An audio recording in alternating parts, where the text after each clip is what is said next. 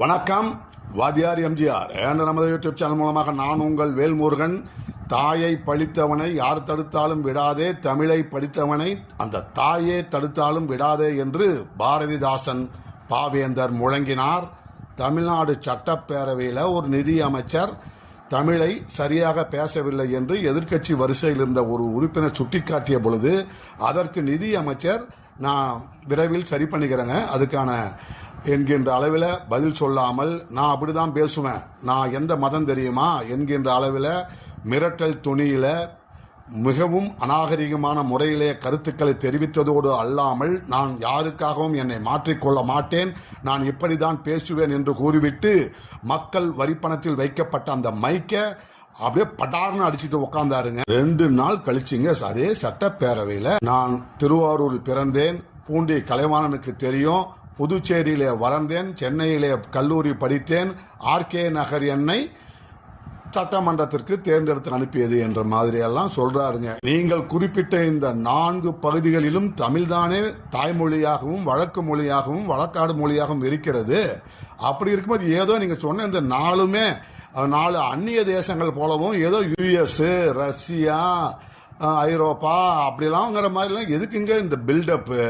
புரட்சி தலைவர் பொன்மனச்செம்மல் எம்ஜிஆருடைய ஆட்சி காலத்தில் உங்க மாமனாராக இருந்த ஜேபிஆர் அவர்களுக்கு கல்வி நிறுவனங்களை வழங்கினார். அந்த கல்வி நிறுவனங்களின் காரணமாகத்தான் இன்றைக்கு நீங்கள் கல்வி தந்தையாக வளம் வந்து கொண்டிருக்கின்றீர்கள் என்பதை மனதில் கொள்ள வேண்டும். இப்ப தாவேகா காட்சிக்காரங்க ஒரு டாக்டிஸ் ஃபாலோ பண்றாங்க. அதிமுக சட்டமன்ற உறுப்பினர்கள் யாராவது ஒரு கருத்தை தெரிவித்தால் உடனடியாக தாவேகாவை சேர்ந்தவர்கள் என்ன சொல்றாங்க தெரியுங்களா?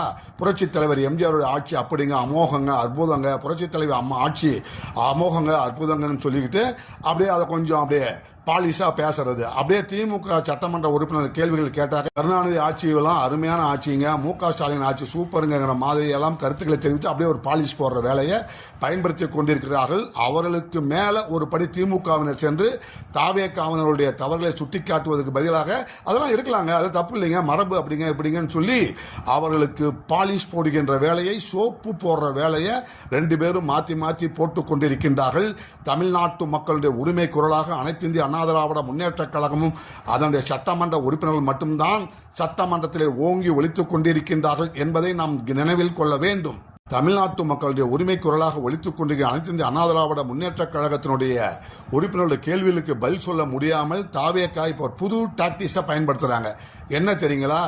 தினமும் ஏதாவது ஒரு அரசின் தனி தீர்மானத்தை கொண்டு வருவது, அது அந்த தீர்மானம் தொடர்பாக மதியம் வரை பேசுவது, மணி 12 1 மணி வரைக்கும் அதை பற்றி பேசிட்டோம்னா பட்ஜெட் குறித்து, நிதிநிலை குறித்து ஒவ்வொரு துறை வாரியாக பேசுவதற்கான நேரங்களை சுருக்கிக் கொள்வது, இப்படி ஒரு வித்தியாசமான அணுகுமுறையை அவர்கள் ஃபாலோ செய்கிறார்கள் என்று தமிழ்நாட்டு மக்கள் பேசிக் கொள்கிறார்கள். தொடர்ந்து சட்டமன்ற உறுப்பினர்கள் விவாதிக்க ஆரம்பித்தால் அது என்னாகும்?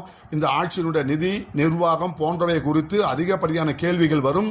சட்டம் ஒழுங்கு தொடர்பான கேள்விகளுக்கு பதில் சொல்ல வேண்டிய நிலை ஏற்படும் என்கின்ற ஒரே காரணத்தினால தினமும் ஏதாவது ஒரு தீர்மானத்தை, தனி தீர்மானத்தை கொண்டு வந்து வாசிக்கிறார்கள். அது தொடர்பாக விவாதங்கள், ஓட்டெடுப்பு, வாக்கெடுப்பு என்று நடத்தி கொண்டிருக்கின்றார்கள். இப்ப நாங்க கேட்கிறோம், பார்லிமெண்ட்ல தற்போதைக்கு டீலிமிட்டேஷன் தொடர்பான எந்த விதமான மசோதாக்களும் தாக்கல் செய்யப்பட போவதில்லை என்பதாகத்தான் நாடு முழுவதும் ஒரு பேச்சு இருக்குது. அது தொடர்பாக நேற்று ஒரு விவாதத்தை கொண்டு வந்து பேசிக் கொண்டிருக்கின்றீர்களே. எதிர்க்கட்சிகள் கொடுத்த கவன ஈர்ப்பு தீர்மானம், தேனியில அங்கே நீண்ட காலமாக வாழ்ந்து வருகின்ற மக்கள் தங்கள் வாழ்வாதாரத்தை இழந்து அவர்கள் அந்த வாழ்வாதார பகுதியிலிருந்து வெளியேற்றப்படுகிறதை கண்டித்து தேனி மாவட்ட ஆட்சித்தலைவருடைய அந்த அலுவலகத்திலே முற்றுகை போராட்டம் நடத்த சென்றவர்களை எல்லாம் காவல்துறையை வைத்து அப்புறப்படுத்தி இருக்கின்றீர்கள் என்கிற கவன ஈர்ப்பு தீர்மானத்தை அனைத்து இந்திய அண்ணா திராவிட முன்னேற்ற கழகத்தின் சட்டமன்ற உறுப்பினர், அனைத்து இந்திய அண்ணா திராவிட முன்னேற்ற கழகத்தின் சட்டமன்ற கொறடா அக்ரி கிருஷ்ணமூர்த்தி கொண்டு வந்த கவன ஈர்ப்பு தீர்மானத்தையும் திங்கட்கிழமைக்கு தள்ளி வைக்கிறீங்க. அதே போல கோவையில் ஒரு பொறியியல் கல்லூரியிலே பயின்று கொண்டிருந்த மாணவன், கள்ளக்குறிச்சி மாவட்டம் சின்னச்சேலத்தைச் சேர்ந்த அந்த அருமை தம்பியை அடித்தே கொண்டிருக்கின்றார்கள் சக மாணவர்கள் என்கின்ற அதிர்ச்சிகர தகவலை ஒரு எதிர்க்கட்சி கவன ஈர்ப்பு தீர்மானமாக கொண்டு வருவது. கவன ஈர்ப்பு தீர்மானம் என்பது கொண்டு வரப்படுகின்ற அந்த நாளிலே அந்த கவன ஈர்ப்பு தீர்மானத்தினுடைய அவசியத்தை, அத்தியாவசியத்தை உணர்ந்து அது உடனடியாக சபையிலே அது குறித்து பேசுவதாங்களே முறையா இருக்கும். ஏங்க அந்த மாணவர் அடித்துக் கொள்ளப்பட்டது தொடர்பாகவும், இந்த பக்கம் விவசாயிகள் தங்கள் வாழ்வாதாரத்தை இழந்து நிற்பதும் குறித்த அந்த கவன ஈர்ப்பு தீர்மானத்தை அன்றைய தினத்திலே விவாதித்தால் தானே அது தொடர்பான பல்வேறு கருத்துக்கள் நாட்டு மக்களுக்கு உண்மை நிலை தெரிய வரும். அதை திங்கட்கிழமைக்கு தள்ளி வைக்கிறீங்க. புதன்கிழமை அன்று கவன ஈர்ப்பு தீர்மானம் கொடுத்தா வியாழன், வெள்ளி, சனி, ஞாயிறு என்று 4 நாட்கள் விடுமுறை நாட்களாக அறிவித்துவிட்டு அது தொடர்பான கவன ஈர்ப்பு திங்கட்கிழமை என்றால் அது கவன ஈர்ப்பு இல்லைங்க. அந்த கவனம் ஈர்க்காது. அந்த பிரச்சனையே நமுத்து போயிடாதா? 4-5 நாட்களில் பல்வேறு பிரச்சனைகள், புது புது பிரச்சனைகள் வருமே. அது தொடர்பாக திங்கட்கிழமை பேசுவீர்களா? இது தொடர்பாக பேசுவதால் என்ன பலன் என்று நாட்டு மக்கள் கேட்கிறார்கள்.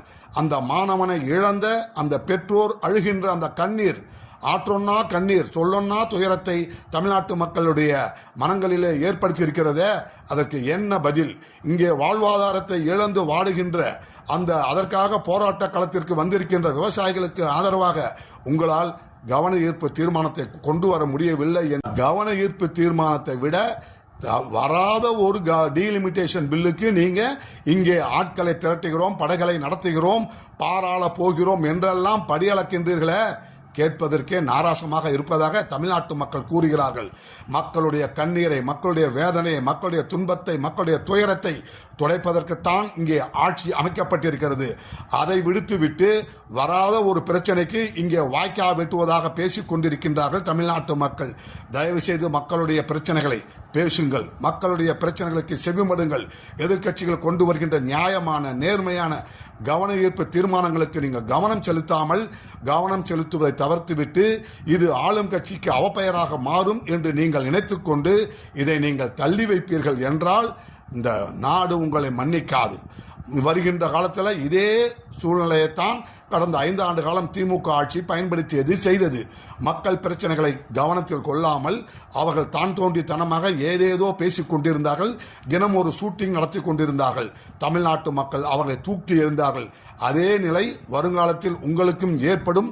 தமிழ்நாட்டு மக்களுடைய அந்த அதிருப்தியினால் என்பதை கவனத்தில் கொள்ளுங்கள் என்பதை எடுத்து கூறி இந்த காணொலியை நிறைவு செய்கின்றோம். நன்றி, வணக்கம். வாழ்க தமிழ், வெல்க அனைத்து இந்திய அண்ணா திராவிட முன்னேற்ற கழகம்.